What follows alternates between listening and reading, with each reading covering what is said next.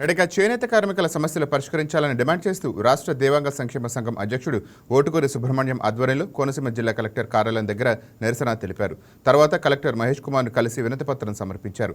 చేనేత కార్మికులకు చేనేత భరోసా ఇంకా రాలేదని ఆవేదన వ్యక్తం చేశారు.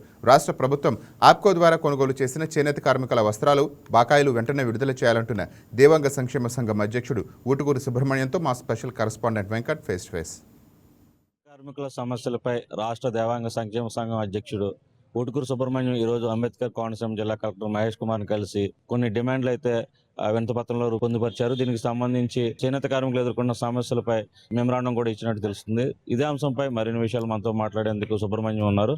మరిన్ని విషయాలు ఆయన తెలుసుకునే ప్రయత్నం చేద్దాం. సార్ చెప్పండి, మీ ప్రధాన డిమాండ్లు ఏంటి? ఈ రోజున మేము డాక్టర్ బిఆర్ అంబేద్కర్ కోనసీమ జిల్లా కలెక్టర్ మహేష్ కుమార్ గారిని కలిసి మా చేనేత కార్మికులు పడుతున్న కష్టాల గురించి ఒక వినతిపత్రం ఇవ్వడం జరిగింది.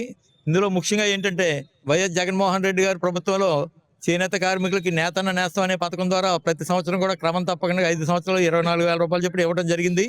అయితే ఎన్నికల మేనిఫెస్టోలో చంద్రబాబు నాయుడు గారు దీన్ని నేతన్న భరోసాగా పేరు మార్చి మేము ప్రతి సంవత్సరం 25,000 రూపాయలు ఇస్తామని చెప్పడం, అలాగే గడిచిన ఆగస్టు 8వ తారీఖు చేనేత దినోత్సవం రోజున కూడా 25,000 రూపాయలు మేము మంజూరు చేస్తామని చెప్పడం జరిగింది. అయితే ప్రభుత్వం వచ్చి ఇప్పుడు 2 సంవత్సరాలైనా కూడా ఈ రోజు వరకు కూడా చేనేత పరిశ్రమలకి ₹1 కూడా ఇవ్వడం జరగలేదు. అలాగే వైఎస్ రాజశేఖర రెడ్డి గారి ప్రభుత్వం కాడి నుంచి కూడా చేనేత పరిశ్రమలకి 50 సంవత్సరాలకే వృద్ధాప్య పెన్షన్ ఇవ్వడం జరిగేది.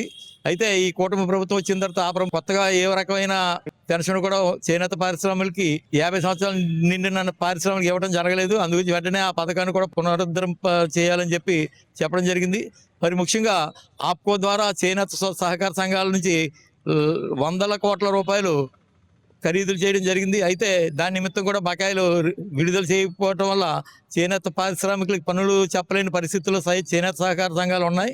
అందుకే వెంటనే ఆప్కో బకాయిలు ప్రభుత్వం చేనేత సహకార సంఘాలకే విడుదల చేయాలని చెప్పి కోరుతూ, అలాగే రాష్ట్ర ప్రభుత్వం ద్వారా చేనేత సహకార సంఘాలకి చేనేత పారిశ్రామికలకి వివిధ పద్ధతుల రూపంలో 203 కోట్ల రూపాయల బకాయిలు ఉన్నాయి. మరి వెంటనే ఆ 203 కోట్ల రూపాయల బకాయిలు కూడా వెంటనే విడుదల చేయాలని చెప్పి మా జిల్లా కలెక్టర్ గారి ద్వారా రాష్ట్ర ప్రభుత్వానికి ఒక మెమోరాండం సమర్పించడం జరిగిందండి.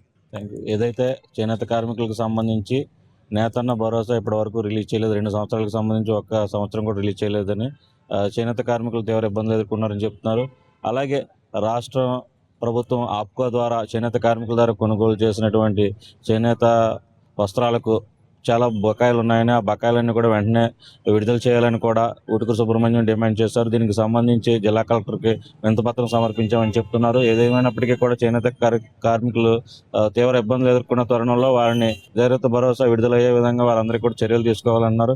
కేవలం 200 యూనిట్లు ఉచిత విద్యుత్ పథకం మాత్రమే అమలవుతుందని కూటమి ప్రభుత్వం వచ్చాక మిగిలిన అంశాలు కూడా పరిగణలోకి తీసుకుని చేనేత కార్మికులకు న్యాయం చేయాలని సుబ్రహ్మణ్యం కోరుతున్న పరిస్థితి ఉంది. కెమెరా పర్సన్ వరుణ్తో వెంకట్, అంబేద్కర్ కోనసీమ జిల్లా నుండి.